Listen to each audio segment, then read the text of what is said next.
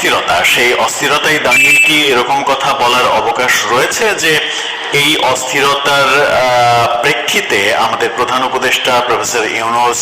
পদত্যাগ করে চলে যাবেন রাগে দুঃখে অভিমানে? তিনি হয়তো অভিমান করলেন যে আপনাদের মাল আপনারা বুঝে নেন, আমি এই ভেজালের মধ্যে নাই, যে বার্তাটা এর আগেও তিনি দিয়েছিলেন এবং বিএনপি মহাসচিব মির্জা ফখরুল একটা সাক্ষাৎকারে সেটা বলেছিলেনও যে তাদেরকে প্রধান উপদেষ্টা বলেছেন যে মানে যদি অনক্য হয়, যদি এরকম বিষয় না হয়, ফেব্রুয়ারিতে যদি নির্বাচন না হয়, তাহলে তিনি থাকবেন না। পরিস্থিতি যখন আবারও বেসামাল দিকে যাচ্ছে, রাজনৈতিক অবস্থা খুব একটা ভালো মনে হচ্ছে না,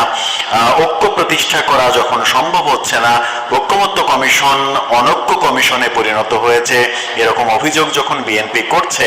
তখন কি ধরে নেওয়া যায় যে এরকম পরিস্থিতিতে